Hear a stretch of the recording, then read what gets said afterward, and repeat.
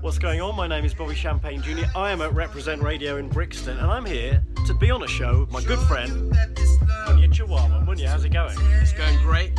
All the better now that Champ is in the building. You need to listen to this show. You're about to see a side of this man you never thought you knew. Okay, he's an octagon of a human. Okay, and we're going to be exploring all 8 sides. I'm feeling like you're with me as my heart's pouring out my sleeve.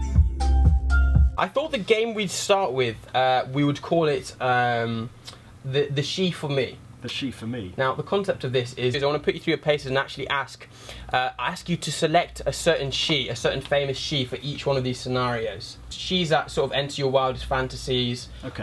As well as the ones you've met in person. I mean, my wildest fantasies, I'm not sure if they're radio worthy, but that's fine. I'll keep it strictly PG. Now, Champers, first question. Which she would you pick to sit next to on a day where you had vomit-inducing BO? Now, I'm thinking about this now. Okay, good. I thought you said you had thought about it. I've got an option. I've got options. Okay, good. And the second option only comes into play if the first option proves to be legally problematic. Good. We love dealing with legal matters on Drive Time Radio Tuesday Represent. So option 1 Yeah. is Angelina Jolie. Okay. Now, the reason I choose her is because I read somewhere about 10 years ago that her husband, Brad Pitt, prefers natural body odours. No. And if this is true, I believe it means he will stink, in which case Angelina will have no problem with my vomit-inducing BO. That's really clever, and it's really well thought through. And now that I think about it, Angelina Jolie does seem like the kind of woman to sort of... I don't think a smell would faze her. I can't imagine her insisting on people using Lynx Africa. No, especially no, and she's been in Tomb Raider. Yeah, she's battled off wild beasts. I think a little bit of body odour is actually, it's not an obstacle. It's fine, but if it turns out that I'm on your radio show slandering Brad Pitt, and in fact he is a fragrant gentleman, I will go for Paula Radcliffe, the long-distance runner, because she's probably used to that sort of smell. We've all seen her defecate in the streets on one of her races, so if she... There are no standards. If she even raises an eyebrow that I might be slightly funky You've smelling... always got one in the bag. Mate, listen, I've seen you on that road. I've seen you in the marathon. So Munya just delved into my mind slightly horrifyingly by asking me loads of questions about sort of women. I think I've revealed too much of myself. What's coming up? There's never ever too much of champagne. I mean, let's have a second opinion on that after the show, right? What have you got coming up next for me? So coming up next, we're going to be doing a feature called Ross Unwrapped, whereby Bobby Champagne and I, both who attended university... Ross from Friends? No, Rick Ross. Rick Ross, the sort of big boss Rick Ross. Rosé.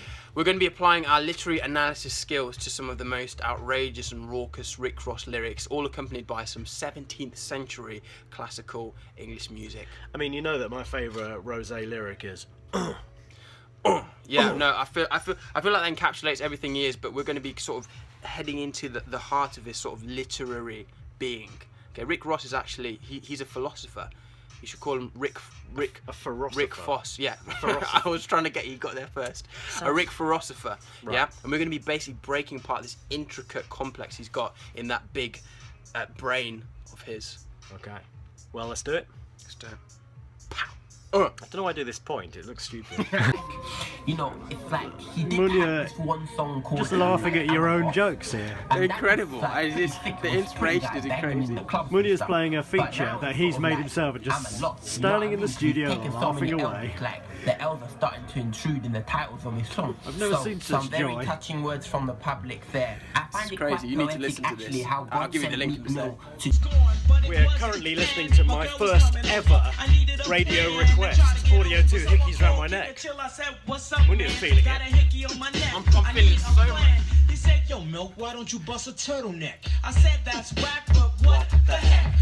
It has the most casual domestic violence ever. He punches a woman in the face and then just goes, but what the heck? Yeah, and if there's anything we like, if there's one thing we like to condone on Represent Radio Drive Time, it's that. So, I'm not condoning. Well, I'm not either, but you're the one who brought the track in. I'm completely detached from this. It's a great track, but it certainly has old-fashioned sensibilities. And that is exactly what 2016 is about. I just wanna beautiful escape. I just wanna move, yeah. So just finished doing the show with Munir on Reprezent Radio. We have, and we smashed it. If I could describe the show as a vacuumous container, it would be a barrel. And it wouldn't even be a vacuum because it would be full of laughs. I mean, that's not pre-prepared. That's purely off the dome. It's totally off my spontaneous. mental. It was a fun show. It was really good, and it's gonna all be on SoundCloud as well. So Champers will keep you informed. You can re-listen to everything. You can re-listen to all the magic as many times as you want. Relive the magic on SoundCloud. over and over again. Cruising with Karamel. It's like going to Disneyland. It's like being on an eternal escalator up to Disneyland. Again, off the dome. Exactly what he said. So, See you soon. peace.